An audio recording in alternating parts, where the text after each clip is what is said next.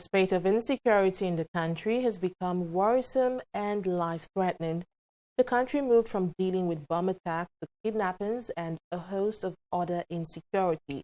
Now, this forms a fulcrum of discussions at a citizens' summit in Lagos themed State of Insecurity in the Nation, organized by National Association of Sea Dogs.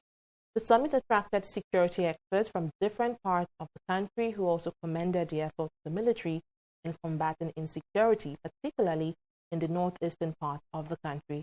Adeshawa more. Hardly would a day pass by without a story of how one or many people are being killed by the bombers, ritualists, kidnappers, cultists, or even the dreaded group Boko Haram. These terrifying incidents have left the citizens of the country and the international community with concerns. Meanwhile, as part of its measures to restore sanity to the system, the Nigerian military announced plans to begin a systematic identity checks nationwide tagged Operation Positive Identification. This would see soldiers accosting citizens on the streets or highways and asking them to produce means of identification on the spot. But security experts says this is a right step in the wrong direction. I saw that the military is making statements about checking people's ID. It was a surprise to me. I was surprised in the sense that we will be looking at a situation where the immigration services and the national identity card management services are the ones checking people's ID, and the military can be a backup when they identify that, oh, we have detected some absconding Boko Haram people and all of that people.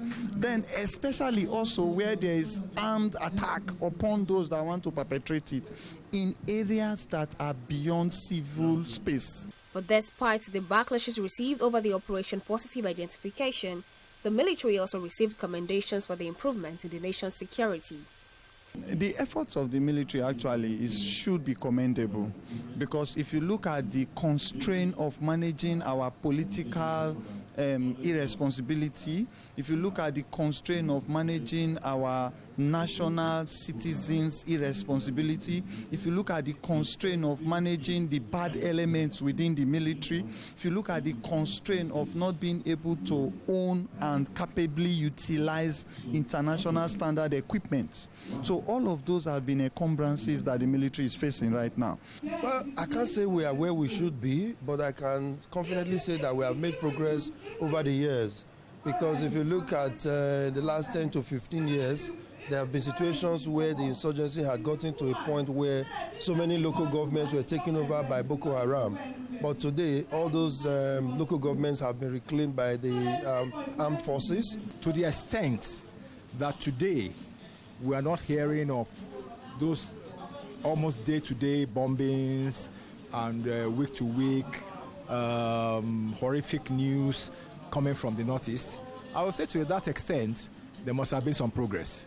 For the tension to have been doused to this level, I'm sure that we will give the military at least an average. Nigeria is ranked among the 5 least peaceful countries in sub-Saharan Africa, and it retains its 148th position from the last year among 163 independent states and territories. With the recent improvement in the security level of the country, hopes have been restored to the minds of many of its citizens.